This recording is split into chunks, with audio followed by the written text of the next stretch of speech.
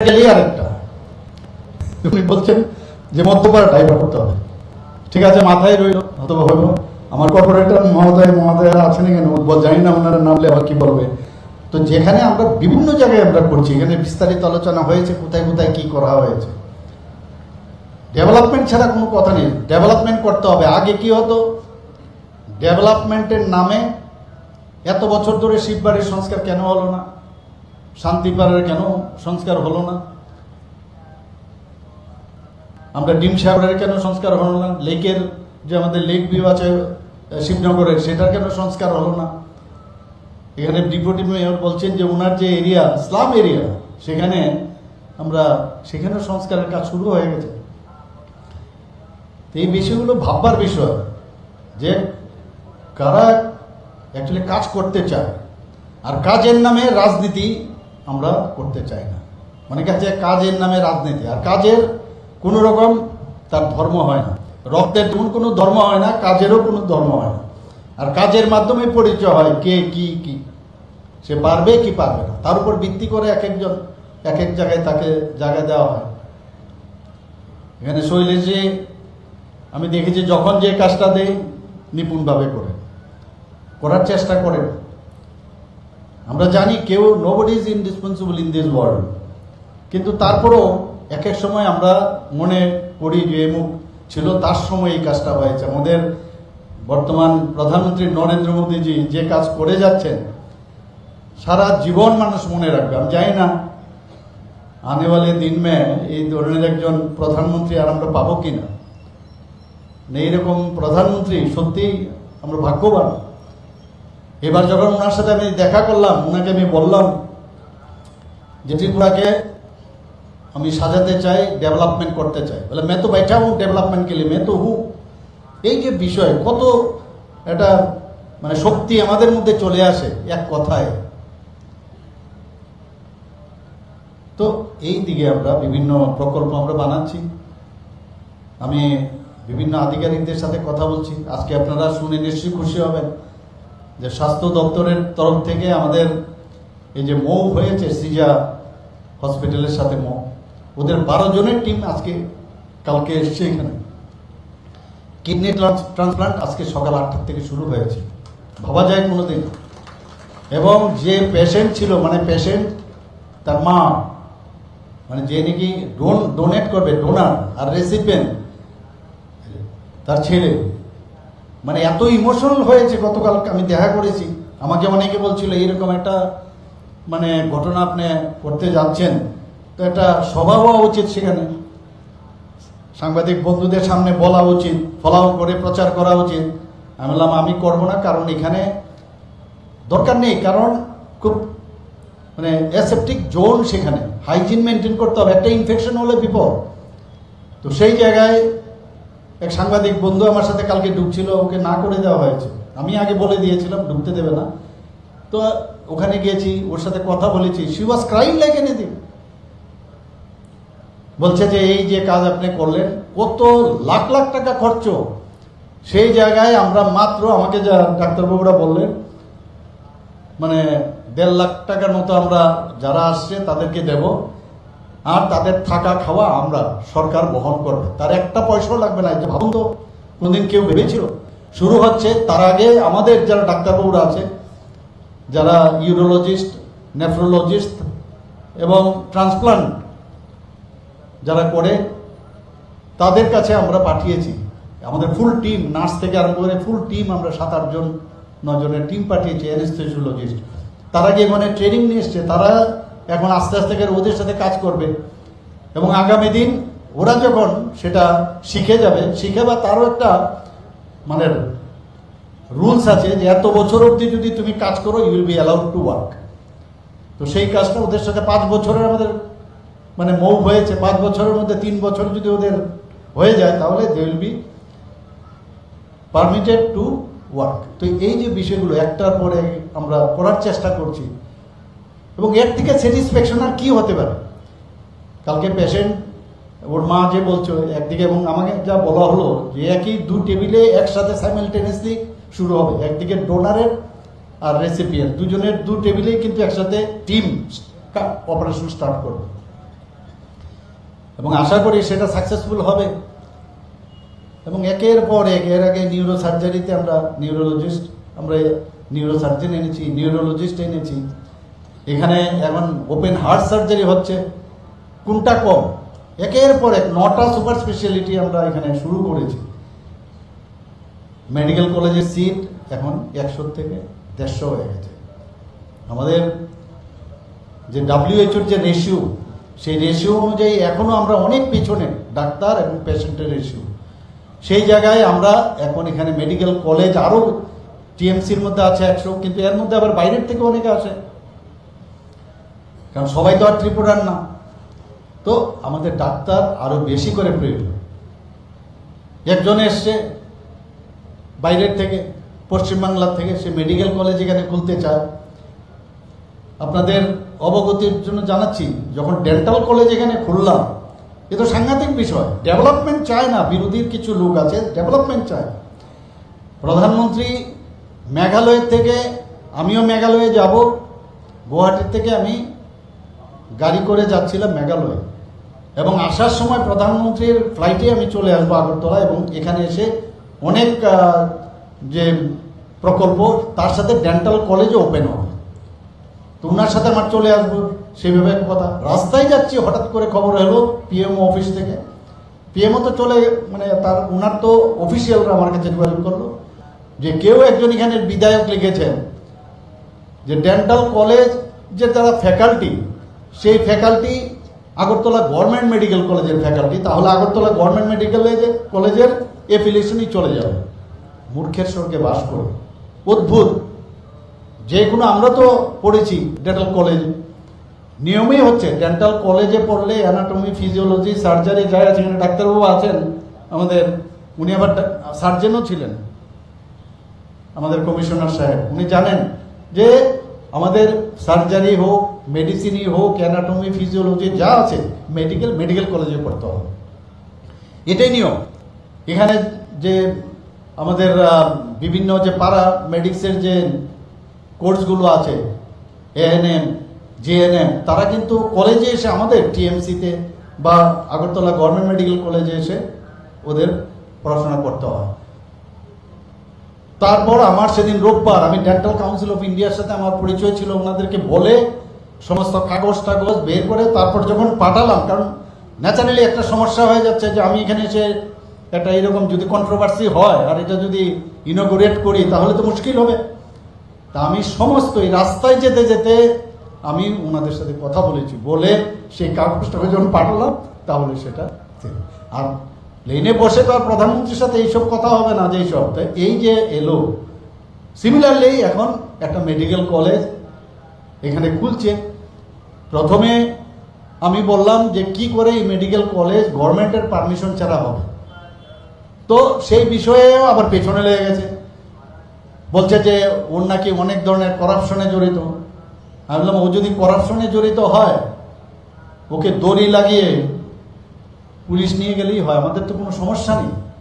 আমাদের কথা হচ্ছে 3 বছরের যদি যা NMC তো সব দেখে তবেই তো পারমিশন দেবে। এখানে যদি এই 150 বা 100টা MBBS এর স্টুডেন্ট এখানে বেরোয়, এখানে 1000 লোকের চাকরি হবে, তো আমাদের কি অসুবিধা?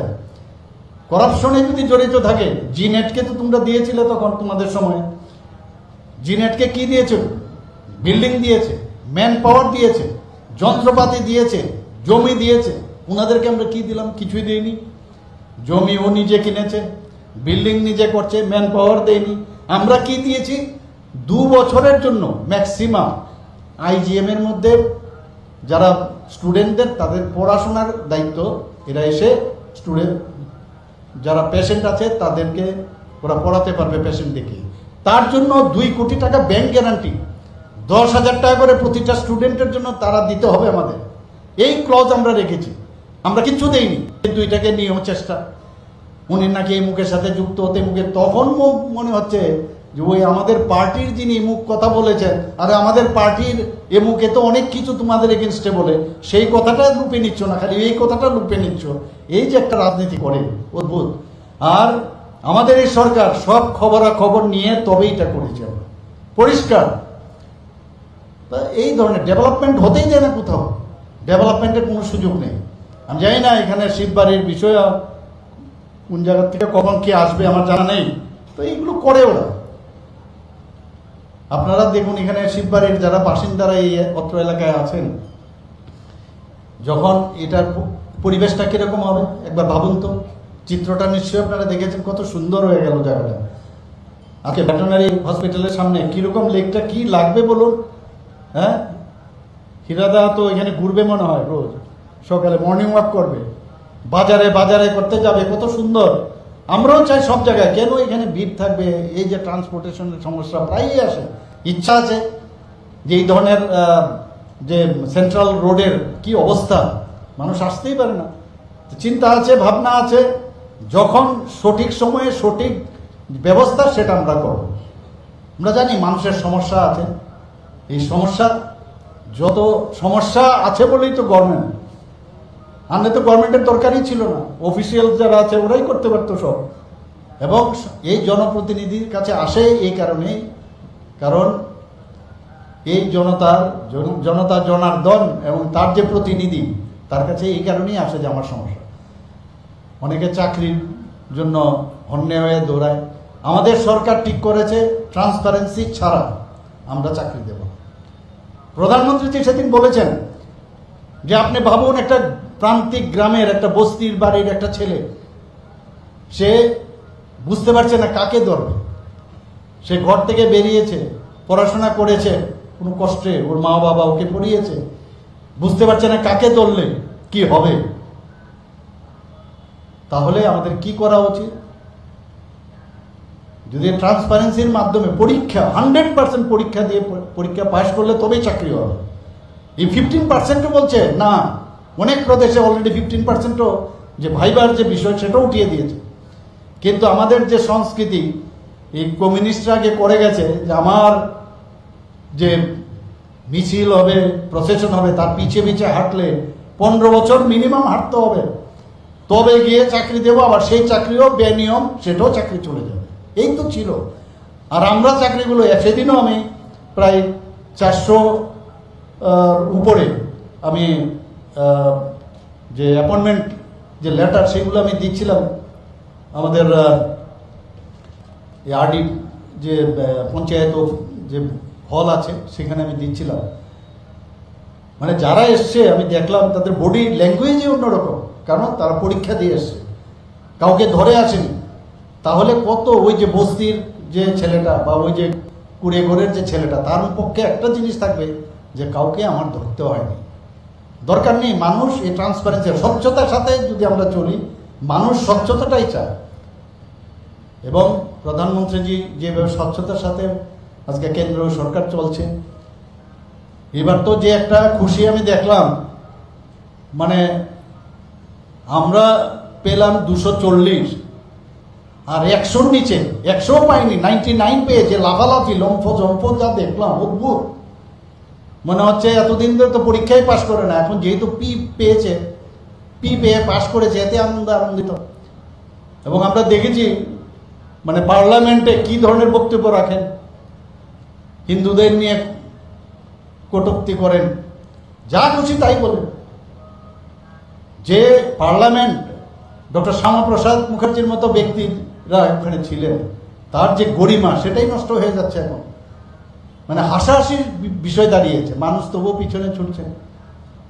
আজকে দেশকে ভাগ করেছে 370 দ্বারা, আজকে উঠিয়ে দিয়েছে প্রধানমন্ত্রীজি। কত বড় ঘটনা! একটার পর একটা যদি আমরা বলি, একদিকে মানে পুরো ওয়ার্ল্ডের মধ্যে এখন G20-র মধ্যে প্রধানমন্ত্রী দেশকে যেভাবে আবার পুনরুদ্ধার করে সেটাকে স্থাপন করেছেন, নজির সৃষ্টি করেছেন। G20-তে আমরা দেখেছি প্রধানমন্ত্রীকে একটা রাষ্ট্রপ্রধান এসে বলছে, পায়ে ধরে নমস্কার করছে, যা ওদের সংস্কৃতিই নেই। প্রধানমন্ত্রী ইউনাইটেড নেশনসে যখন বলল যে আমাদের যে ভারতবর্ষের কৃষ্টি সংস্কৃতির মধ্যে একটা হচ্ছে আমাদের এই যোগ ব্যায়াম, যখন উনি আহ্বান করলেন 21শে জুন সেই যোগ ব্যায়াম, আন্তর্জাতিক যোগ ব্যায়াম, তাতে করে কি হলো, আজকে যোগ ব্যায়ামের আমরা আন্তর্জাতিক যোগ ব্যায়ামের দিন যখন আসলো, সারা পৃথিবীর মধ্যে সবাই করছে, ভারতকে আবার পুনঃপ্রতিষ্ঠা করছে। একটা সময় ছিল বাইরে মানুষ বাইরের মানুষ ভারতবর্ষে আসতো পড়াশোনা করতে, নালন্দা বিশ্ববিদ্যালয়, তক্ষশিলা বিশ্ববিদ্যালয় এগুলোতে আসতো। এখন আবার নতুনভাবে সেগুলোর আবার পুনরুদ্ধার করছে। আমরাও চেষ্টা করছি এই পুকুরগুলোর সুন্দর করার জন্য, রাস্তাঘাট সুন্দর করার জন্য। যেটা আমি বলছিলাম যে কালকে যে আমার ডাক্তার বন্ধুরা এসেছিল, আমি বললাম তোমরা যদি এখন ধর্মনগর যাও, ধর্মনগর তো অনেক কঠিন, আমাকে একদম না 3 থেকে 3.25 ঘন্টার মধ্যে এখন চলে আসবো। বলে তাই নাকি? আমি ন্যাশনাল হাইওয়ে আমাদের এখানে মানে অলরেডি 6টা, প্রায় শেষের পথে, আরও 4টা ন্যাশনাল হাইওয়ে হচ্ছে, রোপওয়ে হচ্ছে। আর আমাদের যখন এই ত্রিপুরা সুন্দরী মার মন্দির পুরো কমপ্লিট হবে, ভাবুন তো কীরকম লাগবে জায়গাটা।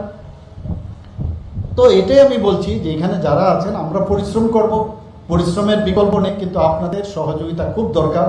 আরেকটা জিনিস আমার সবসময় নজরে আসে, সেগুলো ঠিক আমার মনে হয় ঠিক নয়, যত্রতত্র মলমূত্র ত্যাগ করা, টয়লেট করা, এটার দিকে আমাদের নজর রাখতে হবে। আপনারা করুন, আপনারা কেন করবেন না, প্রতিবাদ করুন। এগুলোর এগেনস্টে আমাদের, কারণ সমাজ পরিবর্তন করতেই হবে। গদ বাধা যেভাবে চলছিল সেভাবে চলবে না। এখন অনেক পরিষ্কার পরিচ্ছন্নতা, কর্পোরেট স্টাইলে থাকতে হবে। কর্পোরেট হলে কর্পোরেটকে আমরা বলি, কিন্তু এখানে এই না। কর্পোরেট আমরাই দেখি, আমরা এত ব্যবস্থা, মুখ্যমন্ত্রীর জন আরোগ্য যোজনা করলাম প্রায় 25,000, 4,25,000 লোকের যারা লেফট আউট, তাদের জন্য মুখ্যমন্ত্রীর জন আরোগ্য যোজনা করলাম। সেটা আমাদের যেসব আমাদের হসপিটালগুলো আছে তার সুযোগ আছে, কিন্তু সবাই বলছে যে না, আইএলএসকে করতে হবে। টিএমসিকে আমরা সে আওতায় এনেছি, এখন আইএলএসকেও এনেছি, আবার কয়েকটা জায়গায় আস্তে আস্তে করে আমরা এগোচ্ছি এগুলো। তারপরেও কোথায় কোথায় মানুষ চলে যায় আইএলএস। তা আমার এখানে এত ভালো ভালো সুপার স্পেশালিস্ট আছে। কালকে একজন এমডিসির একজন এসেছিল আমার কাছে, এসে বলছে যে এই মুখ জায়গার এই মুখ নার্সিংহোমে আমি আমার গল ব্লাডার অপারেশন করিয়েছি। আমি কই আরে তোমরা কেন যাও তুমি এইসব জায়গায়? যখন সমস্যা হবে, হসপিটাল ছাড়া যদি কোনো বিপদ হয়, লাইফ থ্রেটনিং সিচুয়েশন হয়, এই ধরনের যে ছোট ছোট হসপিটালগুলো আছে, নার্সিংহোমগুলো আছে, সেটা কাভার দেওয়া অসম্ভব হয়ে যায়। আর তোমার এখানে যেহেতু সুযোগ আছে, কেন যাবে না? মানে আমি আমার তো বলে ঠিকই বলেছেন। তারপর ওর জামা খুলে দেখা গেল আমার এখনো ইনফেকশন শেষ হচ্ছে না। আমার সাথে কথা বলা উচিত ছিল। আমার নিজে টেন্ডোগ্লিস রাপচার করেছিল ব্যাডমিন্টন খেলতে গিয়ে ফাইনালে। আমি তো এখানেই অপারেশন করিয়েছি, কোথাও যাইনি তো। অথচ দেখা গেল আমাদের ডক্টর মানে এখন উনি উপরে চলে গেছেন, স্বর্গবাস হয়েছেন, ডক্টর রতিন দত্তর একই টেন্ডোগ্লিস রাপচার হয়েছে। পশ্চিমবাংলাতে গিয়ে উনি তার, যেহেতু উনিও ছিলেন সার্জন এফআরসিএস, ডক্টর ঘোষ নামে সবাই চিনেন ওনাকে, হাওড়াতে গিয়ে ওনার ট্রিটমেন্ট করিয়েছে। পরে দেখা গেল ওনার ইনফেকশন হয়ে পা মোটা হয়ে গেছে। তো আমার তো কিচ্ছু হয়নি। তো কথা হচ্ছে বিশ্বাস রাখতে হবে। আমাদের এখানে যেই কাজ করুক, এখানে খেলাধুলাই বলুন, এখন আমরা এতগুলো মানে খেলাধুলার ব্যবস্থা করেছি। কিছুদিন আগে আপনারা দেখেছেন সুইমিং পুল থেকে আরম্ভ করে পানিসাগর যে ট্র্যাক, আমরা যখন অ্যাথলেটিক্স করতাম একটা ট্র্যাক পেতাম না, এত সুন্দর সেখানে 400 মিটারের একটা রানিং ট্র্যাক আমরা ওখানে বানিয়েছি। এখানে সুইমিং পুল বানাচ্ছি, সব জায়গার মধ্যে খেলাধুলার আমরা এই যে ফুটবল গ্রাউন্ডগুলো এখন সিনথেটিক টার্ফ যেটা বলে, সেইভাবে আমরা অনেক জায়গার মধ্যে সেই ফুটবল গ্রাউন্ডগুলো আমরা তৈরি করেছি। খেলাধুলাই বলুন, এডুকেশনেই বলুন, এগ্রিকালচারেই বলুন, এডুকেশন সব দিকে আমরা চেষ্টা করছি, আমরা অ্যাড্রেস করছি। এর বেস্ট আমাদের যেটা দেওয়ার সেটা আমরা দেব। আর যেখানে শান্তিপূর্ণ পরিবেশের বিষয় সেটা আমরা দেখছি। এখানে তো আমি বসে বসে ভাবছিলাম, এগুলো তো 3টা প্রকল্প তো হলো, এটা টেন্ডার ফ্লোট হবে, তারপরে তার ওয়ার্ক অর্ডার বেরোবে, এগুলোর মধ্যে যেন স্মুথ হয়। অনেক জায়গার মধ্যে অনেক খবরাখবর আসে।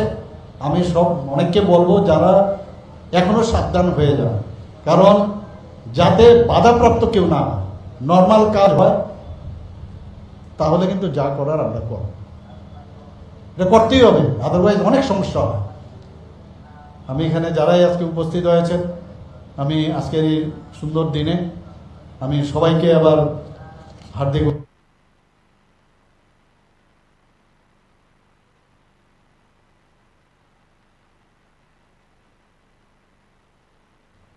Good evening, everyone, and welcome. I am Divya Gopalakrishnan, and on behalf of আপনি দেখছেন নিউজ নাও, আমরা জানি কোনটা খবর। Step into the realm of Assam Downtown University, where we encourage success, experience